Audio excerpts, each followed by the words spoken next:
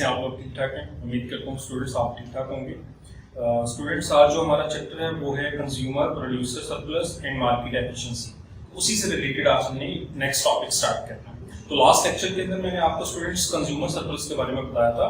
तो आज इंशाल्लाह हम प्रोड्यूसर सरप्लस के बारे में पढ़ते हैं कि प्रोड्यूसर सरप्लस किसे कहते हैं, उसको कैलकुलेट करने का फार्मूला क्या होता है और उसको एक एग्जांपल के साथ कैलकुलेट करके देखिए। ठीक हो स्टूडेंट्स? और जैसे मैंने आपको कंज्यूमर सरप्लस में स्टेप लाइक डिमांड का भी बताया था और उसके बाद जो मैंने डाउनवर्ड स्लोपिंग में डिमांड का बना के भी उसको कंज्यूमर सरप्लस कैलकुलेट करके दिया था, इसी तरह हम यहाँ पे भी सप्लाई कर्व जो है ना वो बना के देखेंगे। तो सबसे पहले स्टूडेंट्स पढ़ते हैं कि प्रोड्यूसर सरप्लस किसे कहते हैं। तो पहले डेफिनेशन से पढ़ते हैं, फिर मैं एग्जांपल के साथ आपको बताऊंगा। तो डेफिनेशंस की क्या होती है students? Producer surplus is the amount received by seller. कि प्रोड्यूसर सरप्लस से मुराद वो रकम होती है which is received by seller.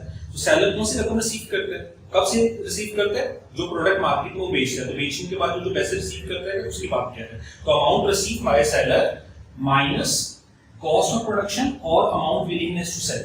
ठीक है, कहता है कि अगर उसमें से वो रकम माइनस कर दी जाए कि सेलर ने विलिंगनेस की थी कि मेरी जो प्रोडक्ट है वो इतने की सेल हो जाए, ठीक है, या कॉस्ट ऑफ प्रोडक्शन भी कहते हैं, अगर वो माइनस कर दे उस रकम में से, तो हमारे पास जो उसका आंसर आएगा वो प्रोड्यूसर सरप्लस कहलाएगा। मैं एक एग्जांपल के साथ स्टूडेंट्स आपको बताऊंगा।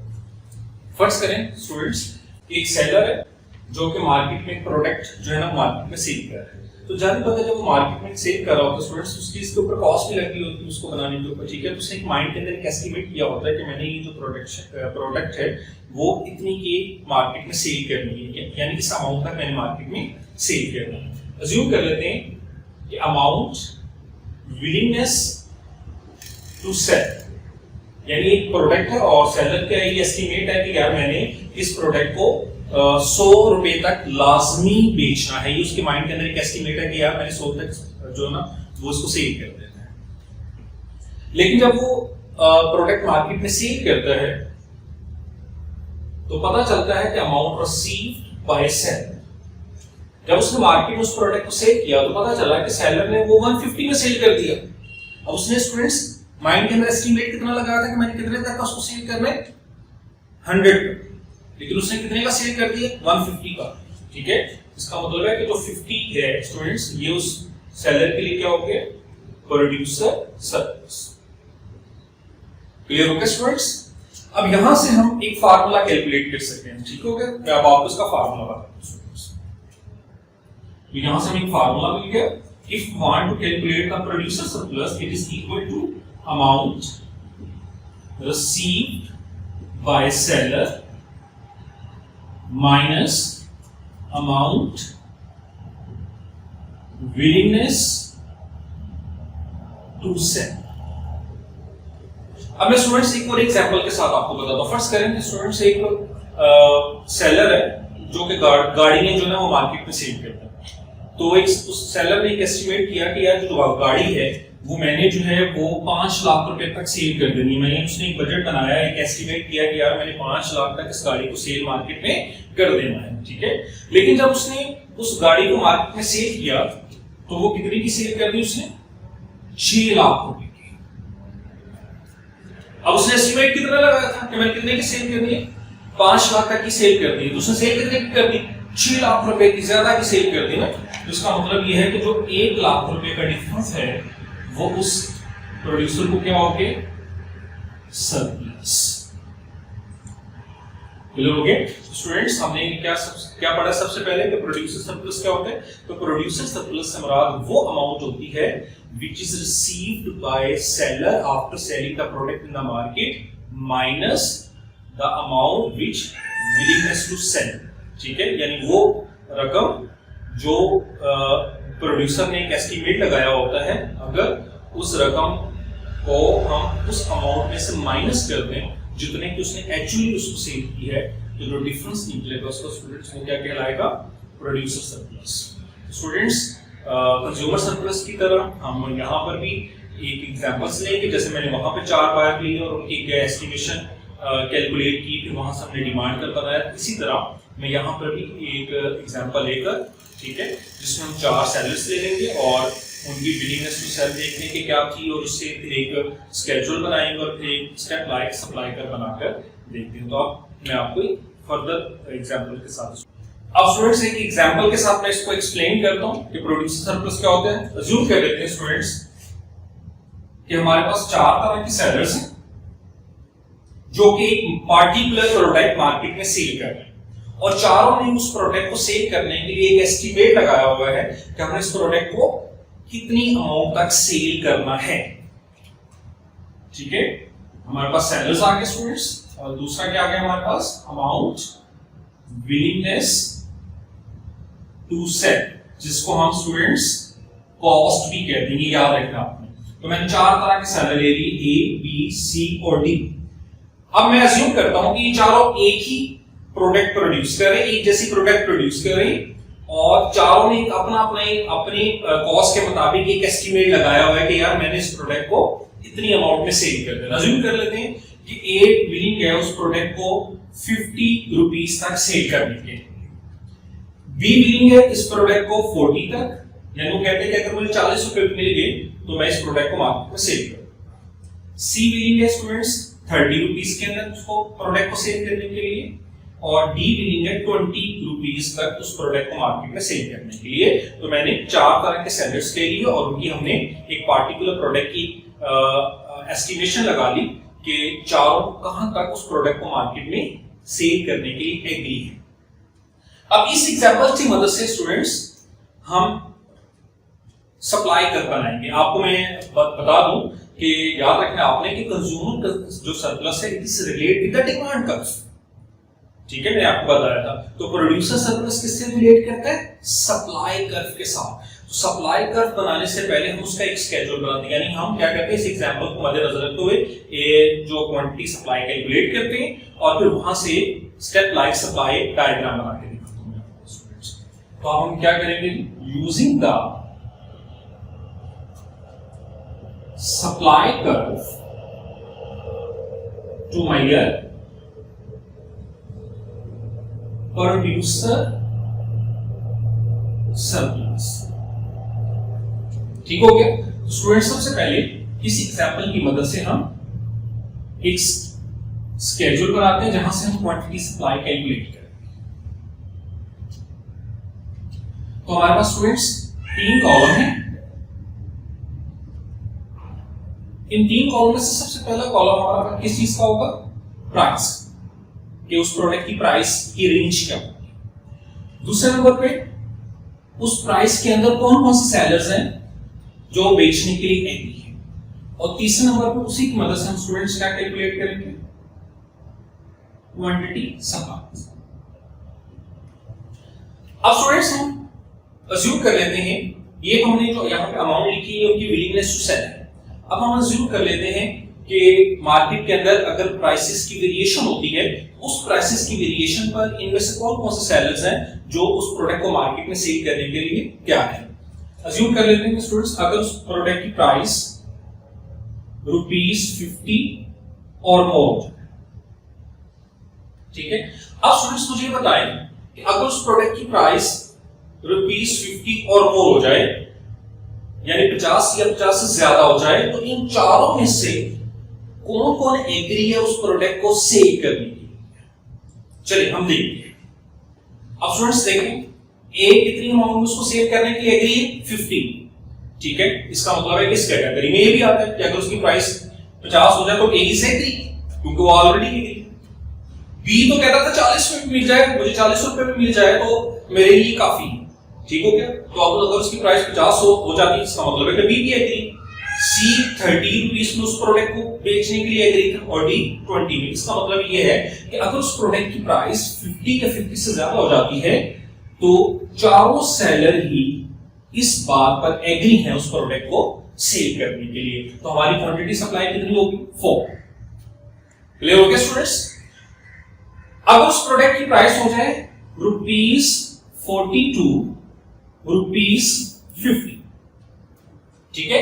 अब यहां पे students it show the range of the price 40 to 49, 50 हम ऑलरेडी कर चुके हैं, तो ये 40 to 49 तक कंसीडर होगा, ये आप याद। तो स्टूडेंट्स अगर हम देखें तो ए तो 50 में एग्री था उस प्रोडक्ट को सेल करने के लिए, लिहाजा वो हम ऑलरेडी कर चुके हैं, यहां पे हमने 40 to 49 कंसीडर करना है। तो बी 40 रुपए में उस प्रोडक्ट को बेचने के लिए तैयार। इसका मतलब है कि अगर उसकी प्राइस 40 से 50 के दरमियान में होती है तो B is already agree to sell the product. C तो कहता था कि 30 रुपए भी मिल जाए मुझे, इसका मतलब अगर कीमत 40 होगी वो तो खुश होगा, तो सी इज आल्सो एग्री। और डी कहता था अगर 20 में भी मैं सेल कर दूं, तो इसका मतलब है कि डी भी अगर उसकी कीमत 40 से 50 के दरमियान होती है तो डी भी एग्री उस प्रोडक्ट को सेल करने की। उसका मतलब है कि अगर उसकी रेंज 40 टू 50 होगी तो स्टूडेंट्स यानी 3 सेलर उस प्रोडक्ट को बेचने के लिए एग्री है। अब स्टूडेंट्स हम देखते हैं कि अगर उस प्रोडक्ट की प्राइस 30 टू 40 होगी तो अब इन चारों में से कितने सेलर उस प्रोडक्ट को सेल करने के लिए। तो स्टूडेंट्स ए तो नहीं है, बी भी नहीं है, तो अब क्या बच गया सी, क्योंकि सी एग्री था उसको 30 रुपए में बेचने के लिए और डी एग्री था उसको 20 में बेचने के लिए। तो अगर उसकी प्राइस बिटवीन 30 टू 40 हो जाती तो इसका मतलब है कि सी और डी दो सप्लायर एग्री है उस प्रोडक्ट को बेचने के लिए। क्वांटिटी सप्लाई कितनी होगी 2। अब स्टूडेंट्स देखते हैं कि अगर उस प्रोडक्ट की प्राइस 20 टू 30 हो जाए तो अब कितने सेलर उस प्रोडक्ट को बेचने के लिए एग्री। ए तो बिल्कुल नहीं, वो तो 50 से नीचे नहीं बेच सकता, बी भी एग्री नहीं क्योंकि 20 टू 30 है, सी भी 30 पे था। इसका मतलब है कि सिर्फ यहां पर डी ही एग्री है कि अगर उसकी प्राइस 20 से 30 हो जाती है तो उस प्रोडक्ट को मार्केट में सेल कर देगा। यहां उसका मतलब है कि क्वांटिटी सप्लाई कितनी होगी 1। और अगर उसकी प्राइस हो जाती है स्टूडेंट्स लेस देन 20 से भी नीचे चली जाए तो अब इन चारों में से कितने सेलर हैं जो प्रोडक्ट को बेचने के लिए एग्री है। ए तो नहीं है, बी भी नहीं है, सी भी नहीं है, डी भी नहीं है। इसका मतलब यह है कि अगर उसकी प्राइस 20 से नीचे चली जाए तो इन चारों में से कोई भी सेलर उस प्रोडक्ट को मार्केट में बेचने के लिए एग्री नहीं है। इसका मतलब है कि उस वक्त उसकी क्वांटिटी सप्लाई कितनी होगी 0। Clear students. तो लिहाजा हमने एक एग्जांपल ली, उस एग्जांपल में मैंने स्टूडेंट्स 4 सेलर लिए और अज्यूम किया कि चारों एक जैसी प्रोडक्ट को मार्केट में बना रहे हैं और उसको मार्केट में सेल कर रहे हैं। मैंने चारों की कॉस्ट ऑफ प्रोडक्शन आपके सामने लिख दी कि चारों कितनी अमाउंट तक उस प्रोडक्ट को मार्केट में बेचने के लिए एग्री है। उसके बाद स्टूडेंट्स मैंने एक प्राइस दी, उस प्राइस की मदद से हमने देखा प्राइस की रेंज ली और उसकी मदद से हमने देखा कि तो कौन कौन से सेलर जो हैं वो उस प्राइस के अंदर उस प्रोडक्ट को सेल करने के लिए एग्री है। तो वहां से हमने क्वांटिटी सप्लाई कैलकुलेट कर ली। अब स्टूडेंट्स इस स्केड्यूल से हम डायग्राम बनाते हैं। तो स्टूडेंट्स जब हम डायग्राम बनाएंगे तो आपको पता है हमारे पास दो एक्सिस होगी, पोजीशन, y पे हमारे पास क्या होती है प्राइस और x पे क्या होता है क्वांटिटी। अब आपको ये क्लियर है। अब स्टूडेंट्स देखें क्वांटिटी सप्लाई हमारे पास कितने हैं 0 से लेकर 4 तक। तो 0 तो हमारे पास पहले ही, तो अब हमारे पास क्या आ जाएगा 1 2 3 4। उसके बाद स्टूडेंट्स हमने यहां पे क्या रखनी है प्राइस। तो प्राइस में देखें हमारे पास 20 टू 50 हमने बनाना है ना, 50 और मोर में हम 10 के डिफरेंसेस को बना लेते हैं 10 20 30 40 50 एंड मोर। अब स्टूडेंट्स अब देखते हैं कि इसकी मदद से जो हमने स्टेप लाइक सप्लाई कर बनाना है वो कैसे बनेगा। तो स्टूडेंट्स अगर उसकी प्राइस 50 और मोर हो तो क्वांटिटी सप्लाई कितनी है 4 50 और मोर स्टूडेंट्स। तो 4 के सामने 50 और मोर, तो 50 से ऊपर जितना भी एरिया है स्टूडेंट्स ये सारा अबव 50 कंसीडर। ठीक हो गया स्टूडेंट्स। उसके बाद अगर उसकी प्राइस हो जाती है 40 टू 50 तो कितनी क्वांटिटी सप्लाई आ रही है 3। तो 3 के सामने हमारी प्राइस कितनी है 40 टू 50। तो 40 assume that और 50 इट शो द रेंज। और अगर हम इनको साथ साथ आपने मिलाते जाना ताकि सप्लाई कर्व कंप्लीट होना चाहिए स्टेप लाइक। उसके बाद 30 टू 40 पे 2 यानी 2 के सामने 30 और 40 तो 30 and 40 between this range are given show the price range of price. और अगर हम स्टूडेंट्स इसको मिला दें प्रीवियस के साथ तो हमारे पास एक स्टेप लाइक सप्लाई कर्व बन रहा है जो कि आप देखिए। अगर उसकी प्राइस हो जाए 20 टू 30 तो क्वांटिटी सप्लाई कितनी है 1। तो 1 के सामने 20 to 30 students 20 to 30 show the range. इसको मिला दें प्रीवियस क्वांटिटी। देन स्टूडेंट्स अगर उसकी प्राइस हो जाए लेस देन 20 तो कितने सेलर है कोई भी नहीं 0 लेस देन 20। ठीक है तो ये पॉइंट्स का 0।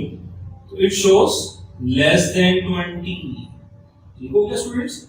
It shows this less than 20। ठीक है, तो 20 से लेस सारा 0 हो गया। स्टूडेंट्स, ये हमारे पास एक सप्लाई कर्व। अब स्टूडेंट्स यहां पे आप आसानी से देख सकते हैं कि ए कितनी अमाउंट पे बिलिंग था, 50 पे। तो इसका मतलब ये है कि 50 के सामने it shows as willingness to sell. और स्टूडेंट्स इसको आप एज कॉस्ट ऑफ प्रोडक्शन भी कह सकते हैं। तो स्टूडेंट्स बी कितनी अमाउंट पे एग्री था, 40 के सामने इट शोज बीज विलिंगनेस टू सेल।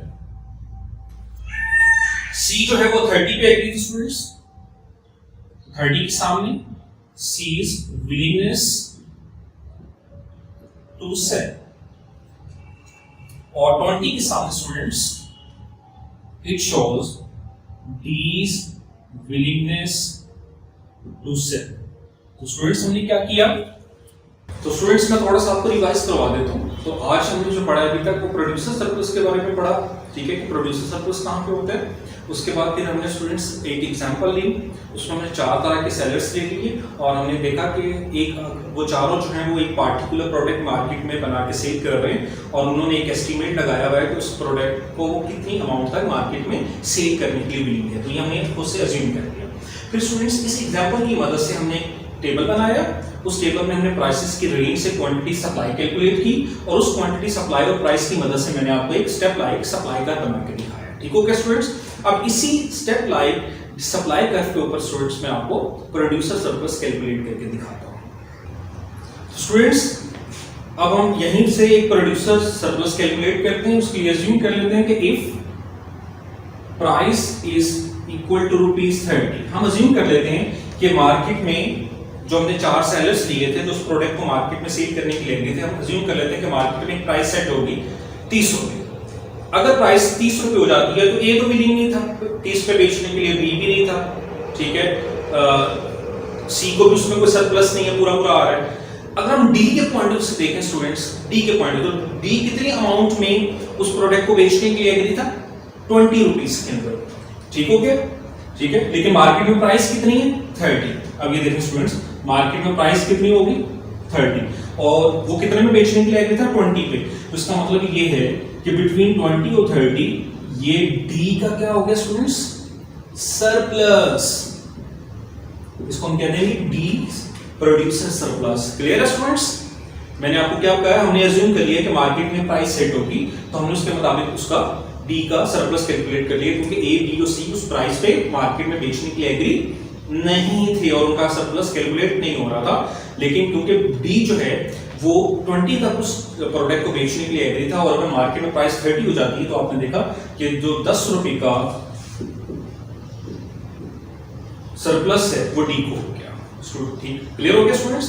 अब अज्यूम कर लेते हैं स्टूडेंट्स, इसी एग्जांपल में मैं चेंज कर देता हूं कि अज्यूम कर लेते हैं कि अगर प्राइस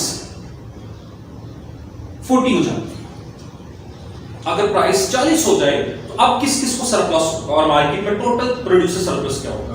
तो स्टूडेंट्स अगर देखें तो अगर प्राइस 40 हो जाती है तो ए तो 50 पे एग्री था, वो तो इसमें सेल ही नहीं कर रहा। बी जो ना वो 40 पे था लेकिन वो पूरा पूरा चाह रहा है, उसको सरप्लस नहीं हो रहा उसके अंदर। लेकिन अगर सी को देखें, सी और डी को, तो सी कितनी अमाउंट में उसको बेचने के लिए एग्री था, 30 में। ठीक है, और डी 20 में, तो प्राइस कितनी होगी स्टूडेंट्स, 40। अब जो ही प्राइस 40 होगी स्टूडेंट्स तो डी का जो सरप्लस है वो बढ़ गया। अब डी को सरप्लस कितना हो रहा है, 20 और 40 का डिफरेंस कितना है, 20 का। ठीक है, लेकिन अब सी को भी सरप्लस हो रहा है, तो सी को कितना सरप्लस हो रहा है स्टूडेंट्स, तो ये आ गया हमारे पास, it shows C's producer surplus कितना स्टूडेंट्स, 10 का। ठीक है, क्योंकि सी किस तरह पे एग्री था, 30 पे, तो प्राइस कितनी है, 40, तो 30 और 40 का जो डिफरेंस है वो 10 का हो गया। अगर हम देखना चाहते हैं कि टोटल मार्केट में प्रोड्यूसर सरप्लस कितना होगा, तो स्टूडेंट्स आप सी और डी के सरप्लस को ऐड कर ले। तो डी का सरप्लस है 20 रुपीस, सी का सरप्लस है 10 रुपीस, तो टोटल हो गया ये 30 rupees, it shows total producer surplus. तो क्लियर हो गया स्टूडेंट्स। अब मैंने आपको स्टेप लाइक सप्लाई कर्व में प्रोड्यूसर सरप्लस कैलकुलेट करके दिखाया, मैंने इंडिविजुअल भी कैलकुलेट करके दिखाया है और मैंने आपको टोटल भी कैलकुलेट करके दिखाया। अब स्टूडेंट्स डिमांड की तरह, जैसे मैंने डिमांड में आपको स्टेप लाइक डिमांड कर भी बताया था और डाउनवर्ड स्लोपिंग में भी बताया था, ठीक है। इसी तरह मैं आपको मैंने स्टेप लाइक कर्व में तो बता दिए। तो स्टूडेंट्स अब हम इसको पढ़ते हैं, upward sloping supply.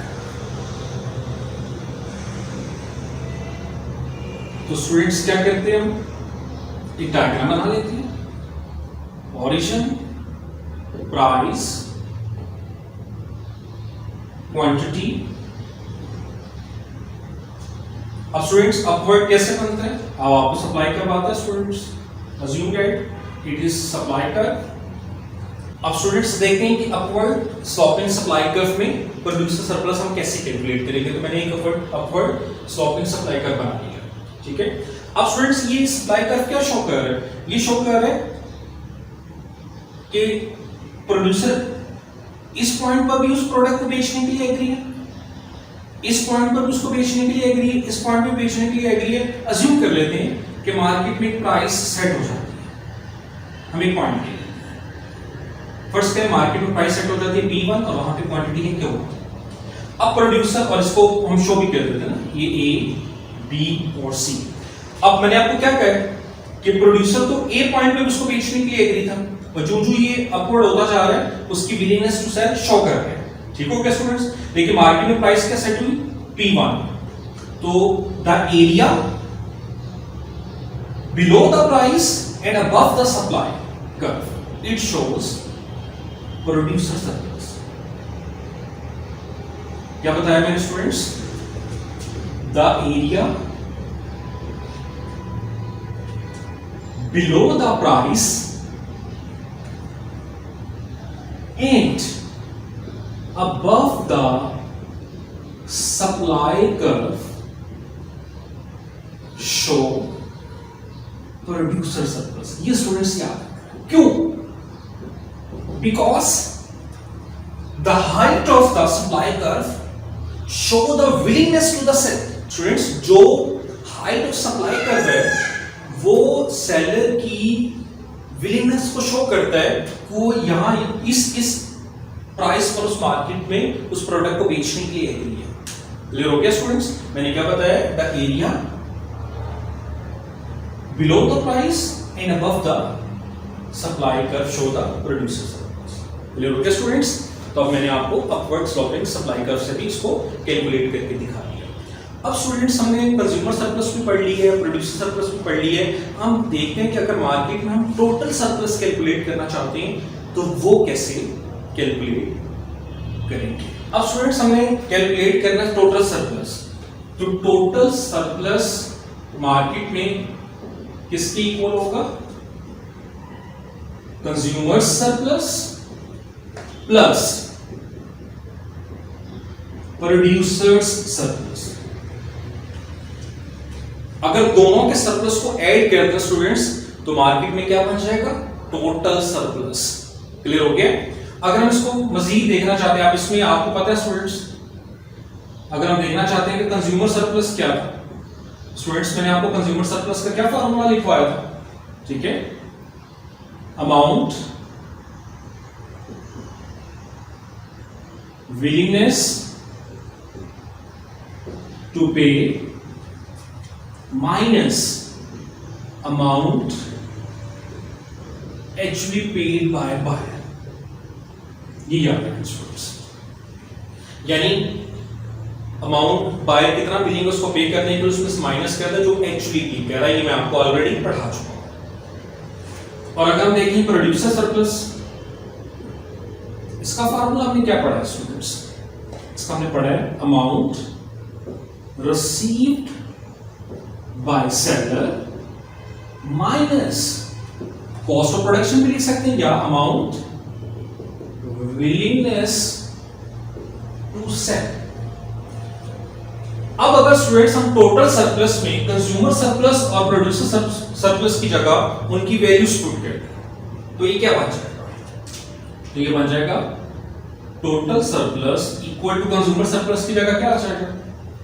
Amount willingness to pay minus amount paid by buyer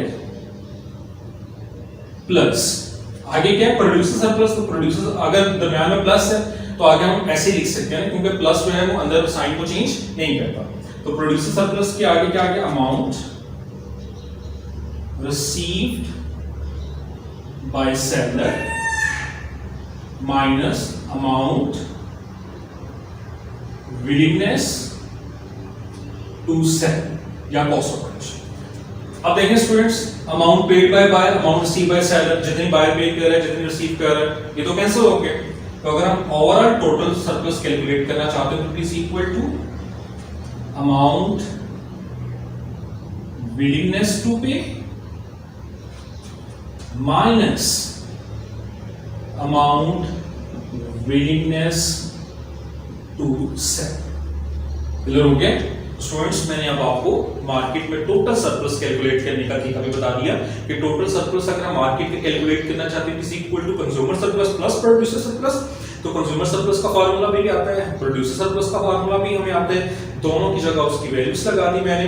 तो अमाउंट पेड बाय बायर और अमाउंट रिसीव बाय सेलर, क्योंकि जितनी बायर पे कर रहा है उतनी अमाउंट रिसीव कर रहा है सेलर, दोनों कैंसिल हो गए।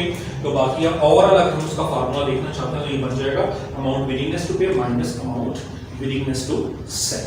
क्लियर हो गया स्टूडेंट्स? तो ये हमने ओवरऑल टोटल सरप्लस को कैलकुलेट करना सीख लिया। अब मैं आपको एक डायग्राम में दोनों सरप्लस एक ही डायग्राम में बनाकर दिखा। अब स्टूडेंट्स मैं आपको एक ही जगह पर कंज्यूमर सरप्लस और प्रोड्यूसर सरप्लस की डायग्राम बना के दिखाता हूं। तो उसके लिए सबसे पहले हम स्टूडेंट्स दो एक्सिस बना लेते हैं। ओरिजिन एक्स एक्सिस पे हमारे पास क्या होती है? क्वांटिटी, और वाई पे क्या होता है स्टूडेंट्स? प्राइस। अब कंज्यूमर सरप्लस को कौन सा डायग्राम शो करते हैं? Demand curve. अब हम एक डिमांड कर्व बना लेते हैं, नेगेटिव स्लॉप, डाउनवर्ड स्लॉप। और प्रोड्यूसर सरप्लस को कौन सा कर्व शो करते हैं? Supply curve. दोनों ही जगह पे कट कर रहे हैं स्टूडेंट्स, क्या कहते हैं उसको? इक्विलिब्रियम। क्या मिलेगा वहां से? दो चीजें, कौन कौन सी? इक्विलिब्रियम प्राइस और इक्विलिब्रियम क्वांटिटी। और मैं आपको स्टूडेंट्स ऑलरेडी बता चुका हूं कि इक्विलिब्रियम प्राइस और इक्विलिब्रियम क्वांटिटी ये वो जगह होती है जहां पर दोनों का मैक्सिमम बेनिफिट होता है। ठीक है, अब हम देखते हैं कि इसमें कंज्यूमर सरप्लस क्या और प्रोड्यूसर सरप्लस। तो मैं आपको थोड़ा सा याद करा देता हूं स्टूडेंट्स। आपने पढ़ा था कि कंज्यूमर सरप्लस कौन सा एरिया होता है? The area above the price and below the demand curve show the consumer surplus. The area above the price and below the demand curve it shows consumer surplus. तो students producer surplus के बारे में हमने क्या पढ़ा था? The area below the price and above the supply curve show the producer surplus. The area below the price and above the supply curve. ये क्या शो कर रहा है? Producer surplus. तो मैंने स्टूडेंट्स एक ही डायग्राम के ऊपर आपको दोनों सरप्लस कैलकुलेट करके भी दिखा दे कि कंज्यूमर सरप्लस का एरिया कौन सा शो कर रहा है और प्रोड्यूसर सरप्लस का एरिया कौन सा शो कर रहा है। तो स्टूडेंट्स ये चैप्टर हमारा वाइंड अप हो गया। इस चैप्टर के अंदर मैंने आपको तीन चीजें बेसिकली पढ़ा दी हैं, एक कंज्यूमर सरप्लस, एक प्रोड्यूसर सरप्लस और एक फिर दोनों को मर्ज करके मार्केट की जो एफिशिएंसी है या टोटल सरप्लस जो है वो हमने कैलकुलेट कर लिया और दोनों को एक ही डायग्राम में बना लिया। तो इंशाल्लाह स्टूडेंट्स नेक्स्ट लेक्चर में हम एक नया चैप्टर डिस्कस करेंगे। Thank you very much.